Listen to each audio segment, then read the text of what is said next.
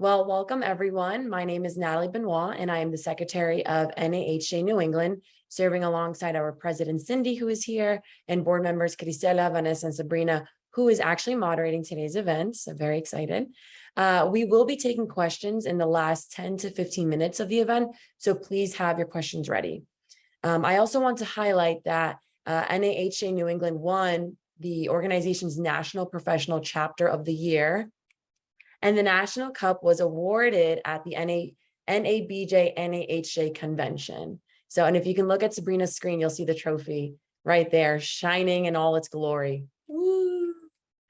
So it's obviously a very humbling recognition that is only possible with the teamwork of our executive board and support from members like you who show up when it really matters. So thank you to all of you for joining us today. And of course, Charo. And today we are honored to have Charo Henríquez joining us for today's En Hora Buena.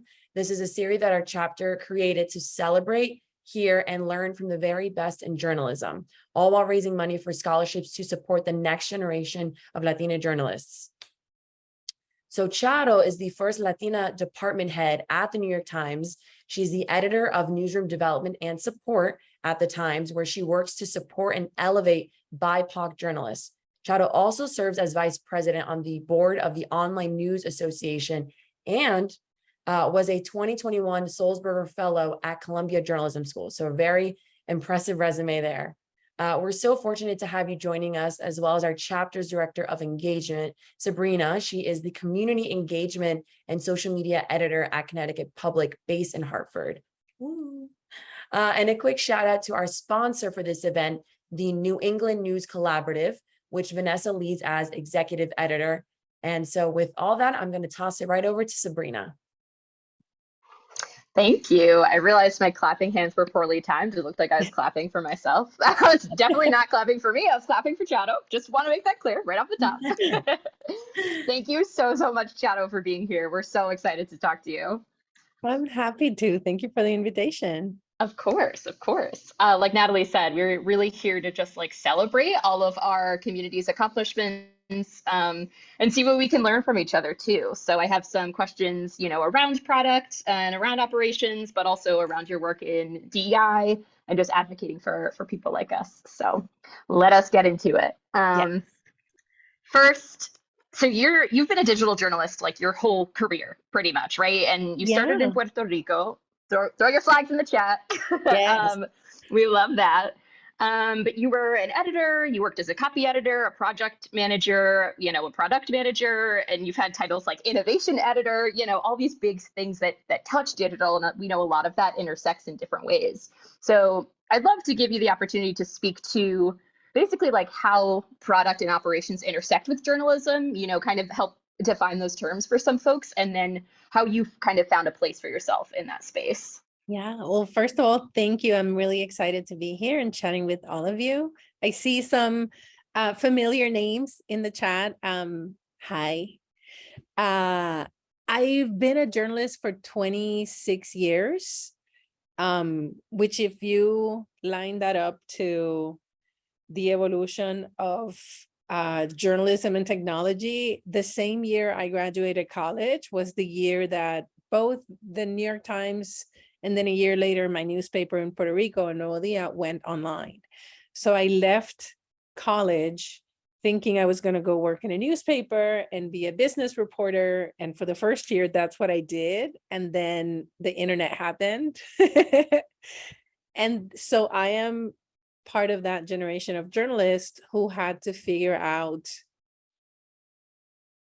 what the platforms were and how these emerging platforms were going to really change and disrupt the way that people receive information, interact with information, and how we were no longer doing kind of like a linear track of like the reporter is writing, the editor is editing, it's being laid out on the page, and then it goes out on the truck to be delivered, and then the next day it starts over, and more of a cyclical, like we're listening to the audience, we're writing the stories and publishing them and then distributing them and listening to feedback and getting user comments initially in forums, and then social media happened. So in the early years of my career, I've been working, I started in 1996 as a business reporter, and then I was a copy editor. And then in 2000, I went online when we were all going to be .com millionaires, and all the newspapers and news organizations were like launching portals and verticals and like all these things, because everybody was going to be a .com, like the .com boom of 2000. So the company I worked with in Puerto Rico, GFR Media, launched a digital subsidiary called Virtual Inc. And then that's where like all the digital products were happening. So I started out as a senior editor in the newspaper in enhorabuena.com.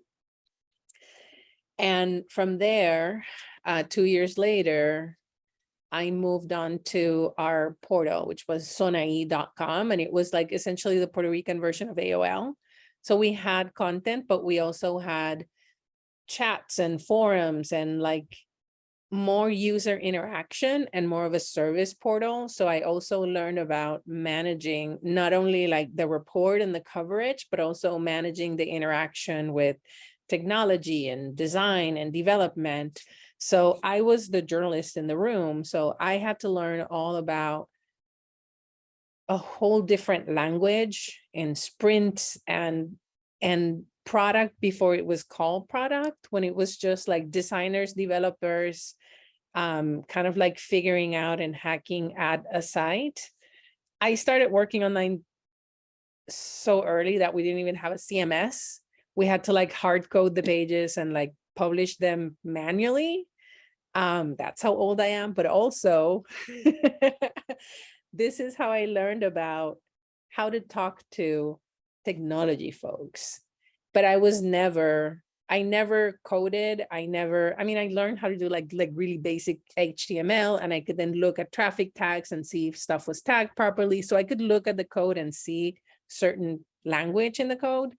But my job was mostly, even then, kind of like relaying to designers and the developers and like what are now product people, the point of view of the newsroom and why the workflow was a certain way and why deadlines were a certain way and how tools were being used. I was also kind of like the person or part of the team of people who was responsible for, hey, this Facebook thing just happened. Like, what is that? And how do we put the news in there?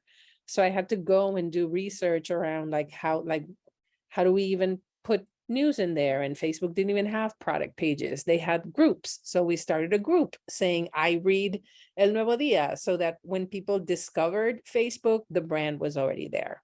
And we were already serving that audience before it knew. Something to note is that in Latin America and in the Caribbean and Puerto Rico, mobile consumption leapfrog desktop, because for a lot of people who couldn't afford internet at home or just didn't have the connectivity, the phone became the internet. So we were mobile first before kind of like general market was. Also with social media, our familial networks, and this is true even now of like WhatsApp. Most people in the US don't regularly use WhatsApp. We use WhatsApp to connect with like our familial networks at home and all across like Latin America and Europe. We just like chat in WhatsApp and like DM people, and we have our group chats in there. So Yeah. Get the memes from the relatives. We do it all. Mobile first, social first was kind of just like how I developed even like our like news distribution strategy. So the more I learned about technology, the more I started kind of finding that niche of like, I'm the journalist that's in the room and I can advocate for the journalism in that technology space. So I started more and more focusing on working on that interaction or that like intersection between technology and the news by being the journalist voice as we were developing what are now known as news products or solutions or audience thinking and all of those things. I've always had, like you mentioned in the resume, like the weird jobs that don't really exist, because my career path has pretty much been like finding a gap or an opportunity, either because it's an emerging platform or like the need of a process, or like streamlining the operations part of the news, and then filling that gap by shaping it into a role, and then handing that role off for somebody else to build out, and then going off to find the next kind of gap that exists.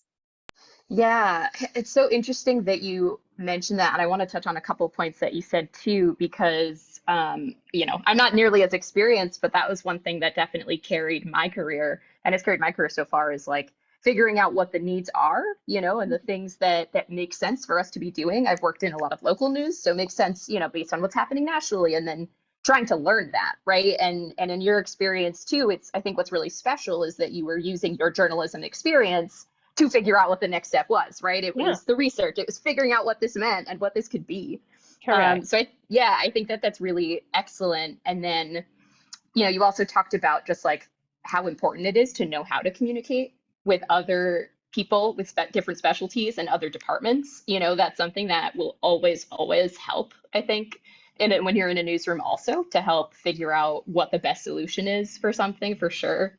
And another thing that I wanted to highlight was like, you found your superpower, right? Like through looking at and trying to fill those gaps, you were able to say, I have this experience from working in Puerto Rico, and I can figure this out.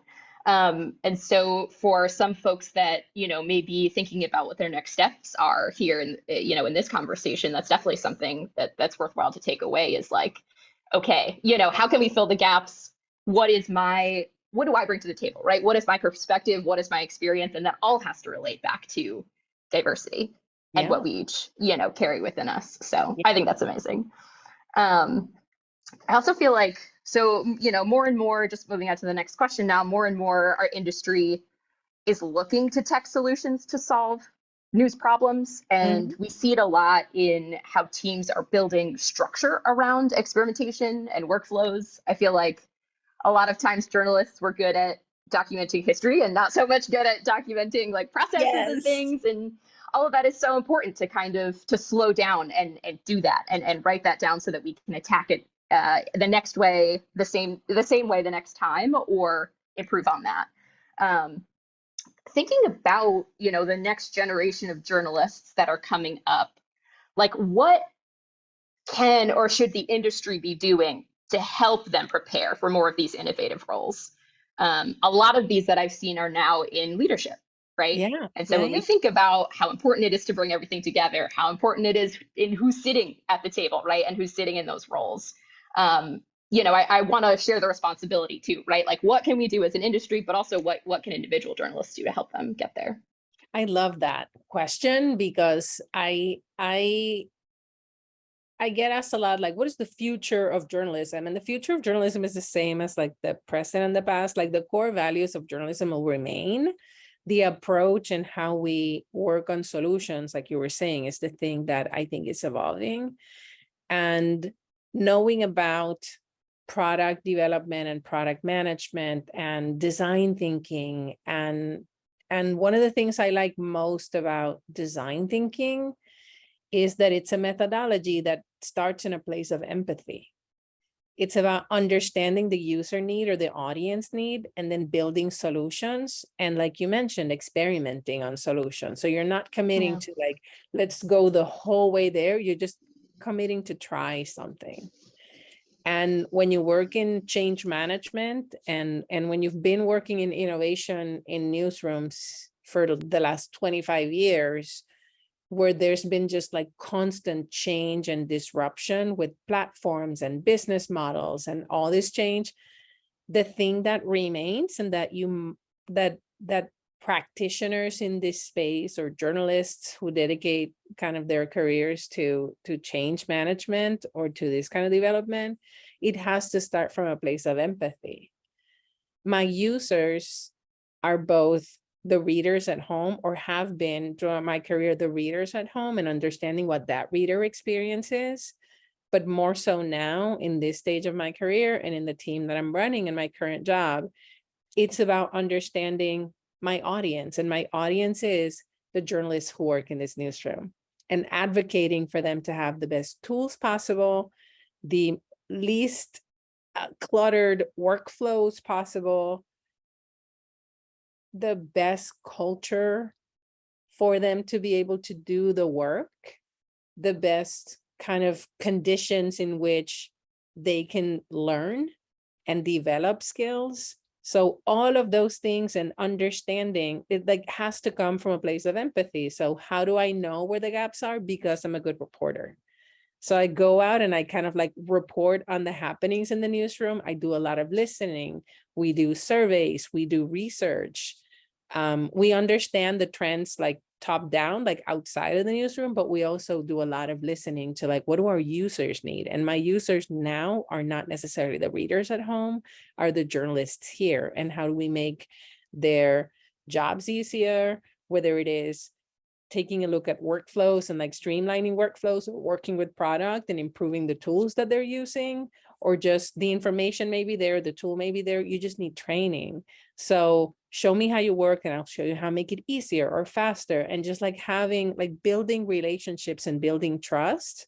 And all of those things that I described are product development and design thinking, but we're just not calling it that. And it's really just like a humane approach to how do you develop and help develop people and coach people in my case, in the newsroom, but this like translates to different industry. I just happen to be a journalist who's like really into helping other journalists be able to do their best work.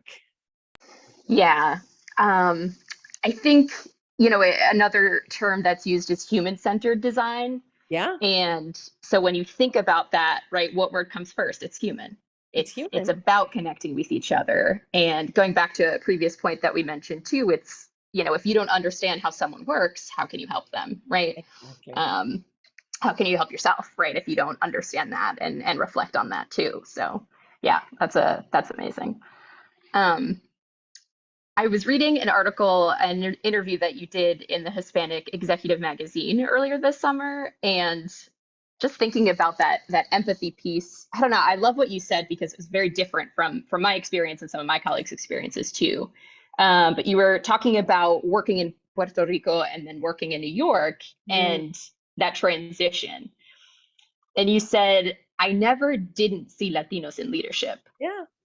And you described it as a culture shock. Like for me, reading that was a culture shock. I was like, wow, like the fact that someone has this experience is wild to me. It really is. Yeah. I would love to hear more about your experience with that and kind of how you felt through that transition, especially knowing that you were growing like as a newsroom leader, right? You always kind of held these positions of leadership, but knowing that you would also be at the helm of a lot of these initiatives and among maybe not your peers, you know, kind of how you felt and walked through that. It's really interesting because I'm born and raised in Puerto Rico. I started my career in Puerto Rico, and the first 18 years of my career were in Puerto Rico. I moved to New York when I was 39, 40, but most of my career had already happened in a place where I didn't see people like me leading newsroom, being like leaders, the executive editors, the managing editors. Where I felt like a minority in my newsroom is because I was like of the digital squad over the corner and not like the legacy, because I was a woman and there were less women in leadership. So I gravitated towards, I've been a member of NAHJ for a while, just to connect with additional kind of journalists. But I also understood that that was not exactly my same situation, because when we talk about privilege, I'm coming from a place of privilege when I'm the majority, and like people like me are the majority in that space, right? But I also started being very active in Online News Association, and we've done work together, because also a lot of Latinos and Latino and Black journalists started out not having like the core reporting jobs, but like those jobs, like the digital jobs to the side, because that was kind of like the starting point. Like you mentioned, a lot of us have now grown into this role, and the digital roles are no longer like the running the Twitter feed, like the perception that we had to be. Like the intern running the social media channels ended up being the social media editor, who then was the community manager, who's now the engagement editor, right? And the track itself matured as the platforms matured, and we grew into leadership roles being here. So by the time I transitioned from Puerto Rico, I was happy in my job in Puerto Rico. I moved to New York. Moving to New York was never the plan, the end goal. Working at the New York Times was not even feasible, to be honest. Like that was not even a thing in my radar. I was perfectly happy. I was the innovation editor. I was leading the mid to long-term planning for the two top newspapers in Puerto Rico. But my husband was in New York and I was in Puerto Rico, and we were like commuting back and forth. So it became a family decision. And as I was deciding to move to New York to be closer to home, I got a call from people in Espanol. Armando Correa recruited me and said, I hear you're moving to New York, because we had a friend in common. And he said, you should just come by and we should talk. And I was like, sure, I'm unemployed. I'll go talk to you. And that became a job offer. Like on my way to New York, he said, I was going to hire you over the phone. You're a digital person. You're a leader. Like we need an executive editor here. And I hear like really great things about your work. So I just like happenstance. I just like stumbled into a job, and it was a really good job, but it was changing from newspaper to magazine, working from having been kind of like leading innovation in a newspaper, that the newspaper industry, and particularly because of what I mentioned in Latin America and the Caribbean, we were doing mobile first. We were doing a lot of like really innovative stuff. Magazines were not, because the disruption of the magazine industry didn't happen right away, because the Facebook feed did not replace magazines. It replaced newspapers initially. Like people were getting like the fast news, but they were still like buying the magazine, looking at the beautiful photos. So the pace was different, especially because People en Español was a monthly magazine. So having come from like working digitally and working in real time and updating stories, to working with reporters and editors who filed monthly and who worked in 2 or 3 stories a month, it was a different pace. And that was a little bit of culture shock for me. Also, I worked at Time Inc., where it was like a huge global company. Within my team, we were a small team, and it was an incredibly diverse, wonderful team. We had people from Venezuela, Dominican Republic, Cuba, Puerto Rico, Spain. Even within us all being Latino and lumped into like this one category, we had a lot of diversity in our team. And it really enriched the coverage that we managed, because if I didn't know like who a particular celebrity was or an event was, my peer from Mexico or from Colombia, they knew, and they were like, no, this is important. We need to cover this. We would also like jokingly say, hey, is this word like an insult in your country? So we like also had like a really good way to kind of like check our Spanishes, because people think Spanish is one language, it's multiple languages. So it was culture shock in some ways. That like at 40 years of age, I became a minority when I walked into the room. But I was surrounded by a group of peers that were really showing me like, no, this is how the US Hispanic population consumes news, or this is how, and it was a learning curve between news and magazine. It was like multiple learning curves at the same time in a really short span of time. But I also understood that I was coming in from a place of privilege, having been the majority for most of my career, and not having kind of that little voice in the back of your head questioning why people were making a decision or why they were saying something, because it never would have occurred to me that it was because I was Latina, because that was not a thing. Like when you're Puerto Rico and you're Puerto Rican, you're kind of the default setting. So that's never a consideration. So I had to learn a lot about and listen a lot. And it was wonderful to have such a rich team of people who were in the same kind of, or who had within the same team, such different life experiences, because it was a really good kind of like learning experience from all of them. Yeah, it's really special that you were able to find a community, right? And Yeah. maybe there were some other folks, that could look at that and say, oh, they're all one conglomerate, they're all one thing, right? It's so easy to assume that. But to have that perspective, and I don't know, I've been thinking about this a lot about how, it's not so much about competition, but it's about community, right? Finding people that you can learn from and that you could also, teach from your own experiences in that way. Yeah. So it sounds like you were saying, you were learning things on so many different levels. Unfortunately, seeing just some biased and tough sides of people that can exist, but using your agency, right? And in that community to say, hey, my feelings matter, my ideas matter, to be able to continue to speak Yeah. up and grow in that space is really cool. And being in that team, it was also really cool because there are so many ways to be Latino, right? Mhm. It's country of origin. It's like first, second generation. We have some common language, but some people don't even, language is not the common denominator. It's like the cultural connection that we have. And some of it we have in common as Latino, but we are very, like, sometimes people ask me, like, do you identify as Latino, Latinx, or Hispanic? And I'm like, I'm Puerto Rican. I get where the question is coming from, but I'm Puerto Rican.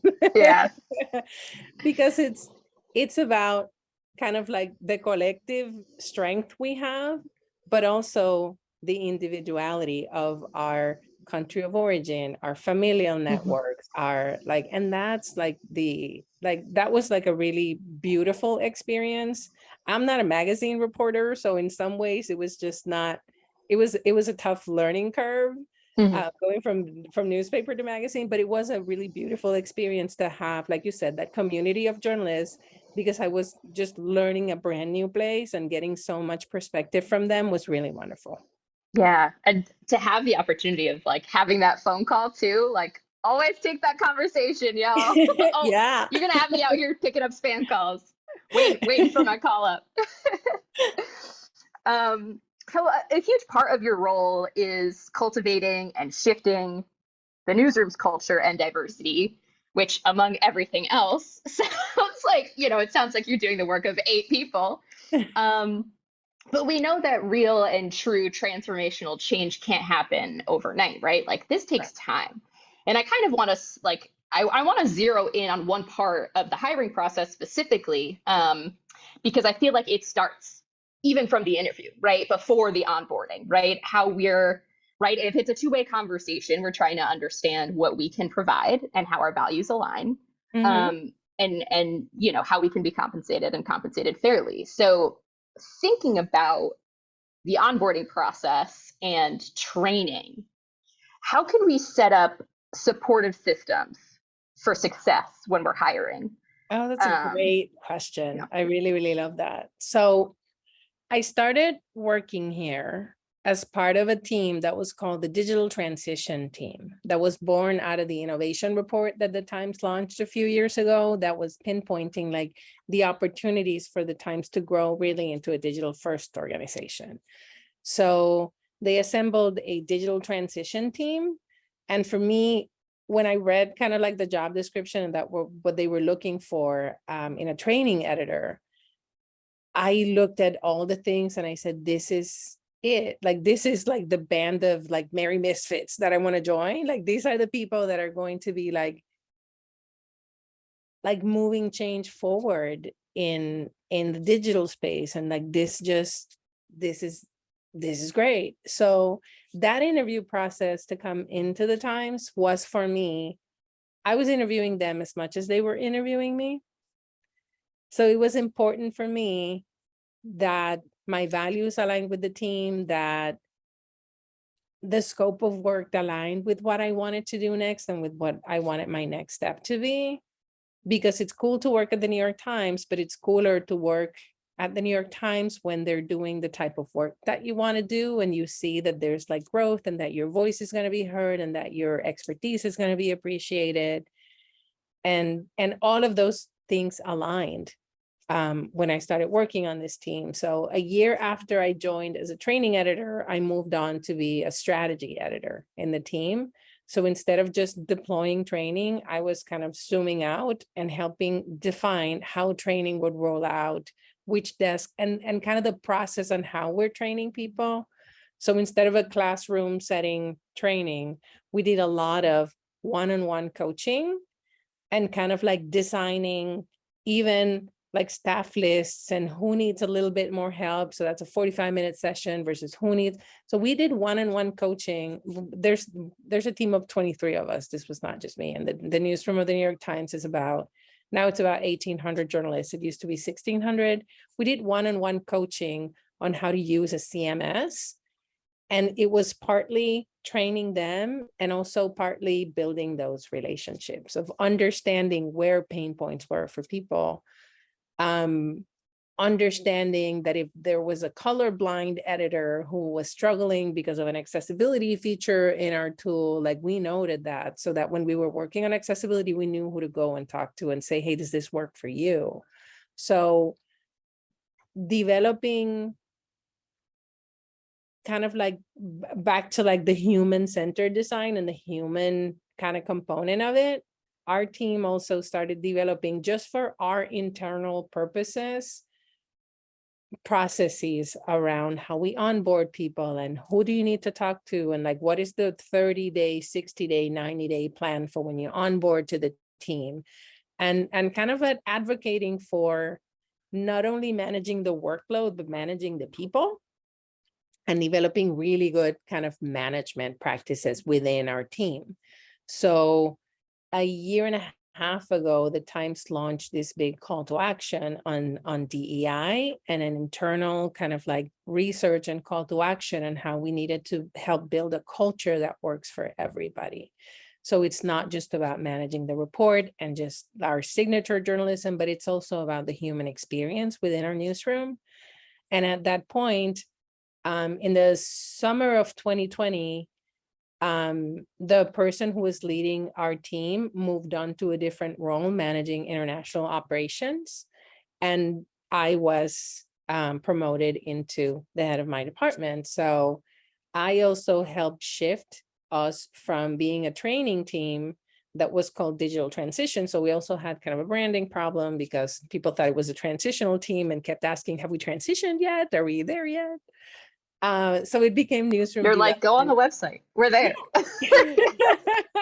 So it became newsroom development and support to signal that we're just going to continue developing your skills, but also developing the products and helping develop the tools and working with our product partners so that instead of being given a tool to roll out, we're actually going to be a little bit upstream in helping test the things, in helping get closer feedback loops with users. So once we had rolled out workflows, rolled out tools, continued working with product and iterating on those tools, kind of like the next challenge became this bigger cultural shift and outsourcing some of the things that we had been doing internally in our team to other departments. So the culture and careers team at the Times was born out of that call to action in 2020. The Times assembled this team, and our responsibility in the culture and careers team, my newsroom development and support team, then attached to this larger umbrella in culture and careers. And the culture and careers team is led by Rebecca Blumenstein, our deputy managing editor. And it oversees the whole life cycle of an employee's life at the time. So everything from early career programs like our fellowship and time course and kind of cultivating that pipeline in early career journalism, to then we have an editing residency, we have a fellowship, to once you're here and once you're hired, what are we doing to develop your career, to offer mobility opportunities and coaching.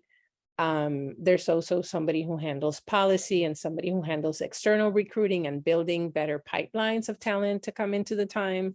So this new team, and it's I don't think we're even a year old in the larger kind of organization, was designed to do that, to tend to this internal audience and look at all that process that was in place, but maybe was not cohesive, or maybe we hadn't looked at it in a while. And this team of people, our responsibility, and it's a team of like really senior journalists whose job it is to kind of look at this through the journalist's lens. And just like earlier in my career, I was the journalist in the room talking to tech people. This is taking that same approach and kind of operationalizing kind of the improvement of the culture of the Times. My sliver of that work is development, is creating training and coaching and opportunities to kind of experiment with things, new storytelling formats, new tools that the newsroom is rolling out, and then logging that kind of like experimental information, and then getting sign off on, are we scaling this? Is this something that we want to commit to, or do we want to continue working on testing things out? So onboarding and kind of like the journalists' experience in our newsroom, my team has taken that same approach. Like we test things, we figure out if they're working, and if they're not, and we make adjustments along the way. Yeah, that's incredibly smart. Like, again, just slowing down, seeing if it works. Because we're always go, go, go in the newsroom. So yeah. Thinking about newer journalists, are there any red or green flags from your perspective, right? Things that maybe should stand out to them, that they should look out for in a positive way, or maybe that stand out in a negative way? I feel like, we can be conditioned to negative behaviors, right? If that's all we experience and see. Yeah. So what should they be aware of when they're starting their onboarding process or training? I think asking for what you need is important, and advocating for the things you need. A lot of times, either, and this is also like, I had a funny, not haha funny, but funny interaction with somebody one time. And she said something to the effect of like, yeah, sometimes you can say, yeah, down with the patriarchy, but it's harder when it's like down with your mom. And sometimes your mom has told you, keep your head down and do the work and just be thankful. And we're culturally conditioned to not ask for the things that we need sometimes. And it's harder to say down with it's easier to say down with the system than it is like down with like what my family has told me all my life. And it's a harder struggle sometimes culturally to kind of fight those ideas that you have that you've been conditioned. From a manager's perspective, what I always tell people, and I really enjoy the part of people management that has to do with like building people's careers and coaching people. So managing the work, but also managing people's careers. And I often tell people who are in my team, like, I need to know what you're interested in, what you want to do more of, what you want to do less of, so that I can also spot opportunities and advocate for you. I can have an idea of what I think your career path should be, but if you don't give me any feedback, or if you're not asking for the things that you need, whether it's development, whether it's time, whether it's additional training, I need to know what you need in order to be able to facilitate that for you. That has a weird name, that is servant leadership. I like the concept. I don't necessarily like the name, but it's about, you don't work for me, I work for you. My job is to get you the resources, the tools, the training that you need in order for you to be able to do your work more efficiently or more effectively, or for you to be better fulfilled with your career. My advice is always ask for the things that you need and advocate for the things that you need. And they may not all happen, but at least you're sending out the signal of like, this is what I would like to do, advocating for stretch projects for yourself. When you're early in your career, you may have a very clear idea of what you want to do. I had a clear idea of what I wanted to do, and then technology happened and the internet happened, and there was no way for me to foresee what was coming even 2 years ahead. So every 2 years, I've pretty much had a different job than I even thought I would have. So both asking for what you need for that particular moment in your career, and also not being too locked into the thing you think you want, because things may change and life may change. And if you don't try different things, you may be missing out on a really good opportunity of something super interesting. I could have never studied change management or design thinking in college because that, like, the internet wasn't, like, I logged into the first like internet chat board when I was in college, and now children have phones in kindergarten or earlier. So there was no way for me to predict what my career path would look like because this career path didn't exist. So careers are very long. Be open to experimenting and trying things. And if you like it, then pursue it. And if you don't, you try something different. Yeah, that's excellent advice. I'm going to go with service leadership rather than servant leadership. You heard it here first. Agree. Yes. We'll start it now. I love the concept. I just hate the name. Yeah. So when we think of diversity in newsrooms, and this is like diversity of all kinds, right? And just the awareness in recent years that a lot of newsrooms have, and the efforts that a lot of newsrooms have put, like super recently, we see a lot of the burden falling on journalists of color. It happens very often. And it's whether like, hey, do you know someone for this position, or, taking on extra DEI related work, without that extra compensation. We see it in a lot of different ways. So how can we put some of that responsibility back on our newsrooms to say, we need to fix this problem, and here's how we're going to take steps towards doing that? Yeah. I think one is just advocating or putting together better systems that kind of like spread the work around, and it's everybody's responsibility. And also fully understanding and embracing that we have specialized skill sets in place. I have a friend who's, I'm not going to name her because I don't want to call her out, who did this really wonderful thing. In her newsroom where she used to work, there were a group of people of color that were always tasked with like sensitivity reads, or like, hey, can you check this and tell me if this looks okay? And she noticed that that was happening and asked those two reporters at the time to log the amount of time that they had to spend answering those questions. And then at the end of X amount of time, she went to leadership and said, this is additional work and this is a specialized skill set. If this person is giving this subject matter expertise or this like whatever cultural competence expertise, then this is something that we should look at. And it is something that happens here at the Times. We have language expertise, right? But you're not just because I'm a Spanish speaker doesn't mean that I need to be like in charge of translations. I can volunteer to give you like additional eyes on something, but there are some parameters in place that if it takes more than X amount of minutes, then it needs to be professionally translated. If it's additional reporting, then there's a credit line or a byline. There's like credited work that goes along with like that expertise. I have folks who are very self-conscious about having an accent when they speak. And my reply to them is always like, you speak 2 languages. That's why you have an accent. That puts you in an advantage. That's actually a specialized skill because you can speak 2 languages. Even if you have an accent in one, that just means you're bilingual. And that's actually a superpower. It's a good thing to have an accent because it means you speak more than 1 language. So I think it's a lot of reframing. We've also like throughout like history been shamed because the default is like not having an accent. And we need to like really rethink that that's actually a valuable kind of skill that we need to lean into.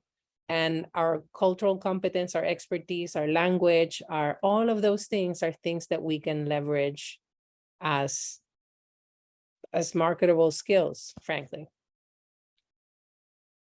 Absolutely. So we are almost at 10 minutes left. If anyone has any questions for Charo, feel free. You can raise your hand. I have one more question. Ooh, we'll go to Natalie. Well, Natalie, you can go ahead and unmute. All right. Well, mine is a little more like fun about a superhero thing that happened in 2019. I don't know if we want to stick with the journalism first, and then I can ask my fun question as a fellow Marvel fan. No, go for it. Go for Okay. it. If anybody else has any questions, feel free to raise your hand and we'll go to you next. Okay, so of course we did our research and we saw that you did this really cool, like, I guess, initiative that Marvel was doing where it's like the Make Me a Hero project. And so you have your own superhero made. And you do, and it's really cool. And so I just wanted to geek out a little bit and ask you, how did that come to be? Like, how did you get to have your own superhero? I mean, we know you have superpowers, but I have secret superpowers I can't disclose here. That was actually really fun because my son, my daughter too, but particularly my son is a big comic book person.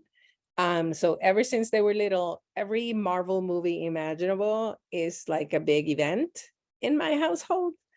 And they're now grown, they're 23 and 21, and now he has a son, and like they've continued the generational love for comic books, and he actually like reviews Marvel movies and movies in general, like online. He likes writing reviews for movies. And that was always like a really cool like bonding thing in my house. We always would go to this day, they're adults, and our family group chat still, when there's like a new Marvel show or any kind of anything, news or previews of stuff that's happening, like that ends up in my family group chat. So Marvel had this web show called Make Me a Hero, and I have a friend who had a friend who was one of the producers. And for Hispanic Heritage Month, they were looking to highlight a Latina. And my friend suggested that I talk to them. And we had an initial interview and they were like, yes, that'd be great. So I did it, and I did not tell anybody in my family that this was happening. And I just like filed it in the back of my head. If you notice, my my superhero like comic book person, she has a little coquille here. A coquille is a little amphibian that only lives in Puerto Rico. And it's like a little glowing coquille. And my whole thing was like that coquille, when I tap on it, it brings me home and it teletransports me and I can get home anytime I want.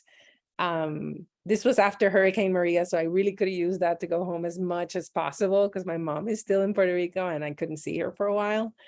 So I just wanted to have that surprise for my kids. And I did not know when that was publishing, and they kind of gave me a heads up of when it was happening, like around the beginning of Hispanic Heritage Month. And my son actually saw it before I did. And I just got like this text message like, what is this? With the link to it.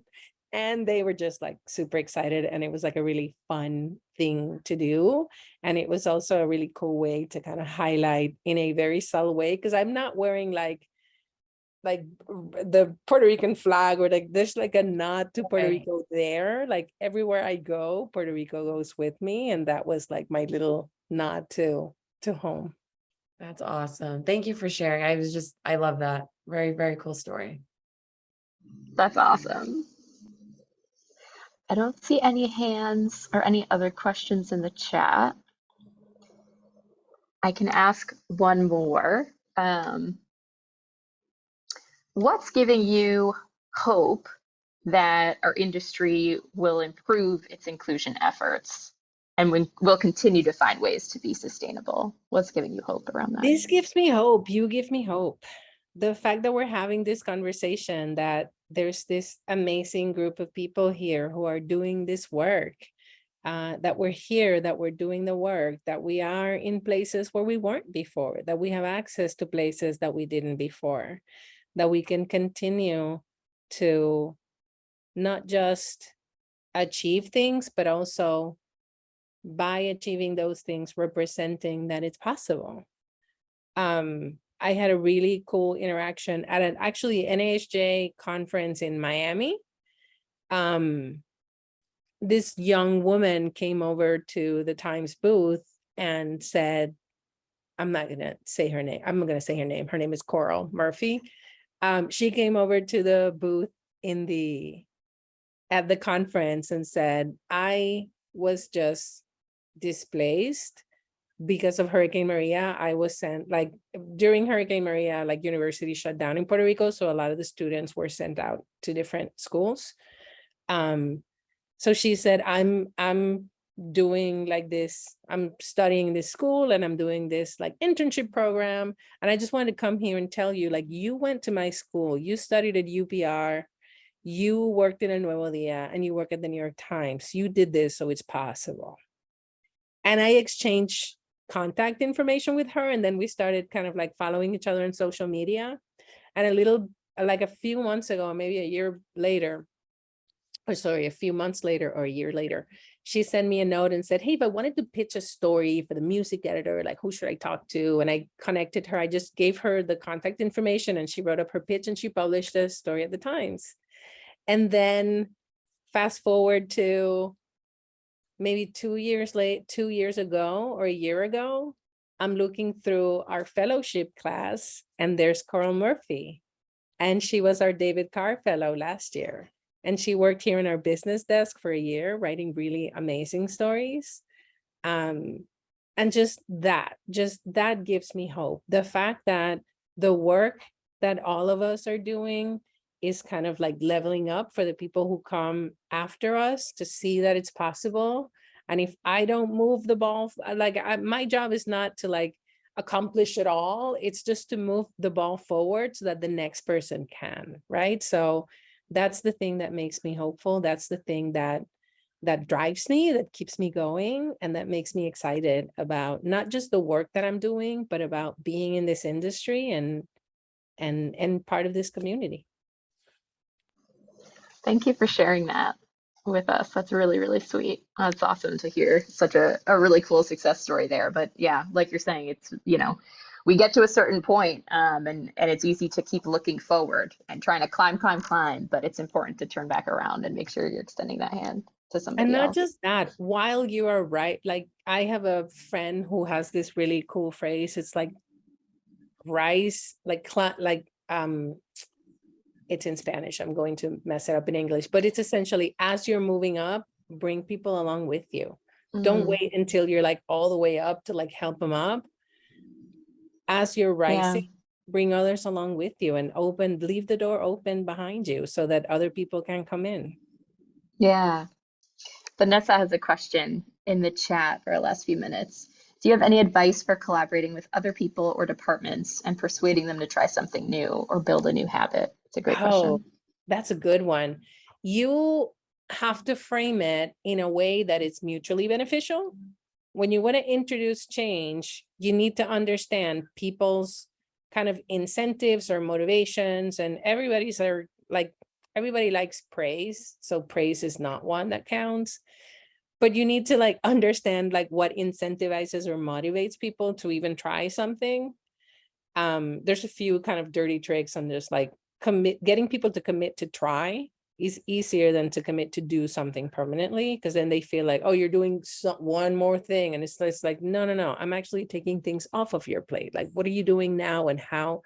And you find if you incorporate things that make people's workflows easier or faster, or by adding a thing, you're actually removing some and there's some trade-off, it's a lot easier because you're actually aligning your goal of incorporating that change or moving that, if it's a tool, if it's a format, that's your goal. But what is their goal? What do they want to accomplish? What do they want to learn? And then again, it goes back to empathy. Understand kind of like where the struggle is. A lot of times people don't ask for help because they don't want to be perceived as somebody who doesn't understand a thing, or they just don't want to be put in a position where they are seen as a beginner or less experienced. Or so sometimes it's like, I don't even want to try that because I don't have to. And once you start talking to people and getting to the bottom of like, but what would make your job easier or faster or better, or how can this improve what you're doing? And always, always, always be open to feedback. Try this and tell me how it's working for you. And if this is not the way it works for you, let's figure out a way so that you're actually putting them in a position to find solutions instead of calling out problems. And when you bring people into being part of the solution, they feel more bought into kind of working with you towards that solution. Is that helpful? Yeah. I Great. see Vanessa's nodding. That's excellent. Yeah, it makes a lot of sense. It reminds me of how people say like diversity in your newsroom is a business case, right? Like, but it's speaking a language that other people on the other side of the room can understand. So yeah. Thank you so much. Sabrina says thank you also. We are almost at time. Charo, this has been amazing. This really, really has. Thank you all So for thank the you. invitation. It's been a lovely conversation, and I am really easily findable online. I should probably not say that for the recording, but I'm very easy to find online. I'm in all like social media screens, so you can find me online. I'm happy to continue the conversation with you all. Thank you. And with that, I'll hand it off to Natalie. Just a quick word before we leave. Yes, I'm going to throw in another thank you again to both of you this time for such an insightful conversation. It was really enjoyable. And a special thank you to our event sponsor, the New England News Collaborative, for sponsoring this En Hora Buena and many of our previous ones. For our chapter members that are still here, a reminder that we have a general cafecito meeting next Wednesday, September 14th from 12 to 1 Eastern time. We're looking forward to chatting with you guys and getting your feedback and ideas. That'll be through Zoom. I'm going to throw in the link right now in the chat for anybody that wants to register. And our next En Hora Buena, we have some time, but it's coming up in October 20th, with renowned journalist Jelani Cobb, the new dean of Columbia J School. So another really cool En Hora Buena that we'll have coming up. I'm going to drop that one as well here in the chat, the link to register. There we go. And just one final word, the New England chapter has raised $8,000 for scholarships to support young journalists. And we definitely want your help to help us reach our goal of $10,000 by donating whatever you can. We will also put that link in the chat. So we have a couple of links in there. I believe, there's Cindy dropped it now, so y'all can see that. But again, thank you all for joining. It's been a pleasure having you all for this wonderful conversation.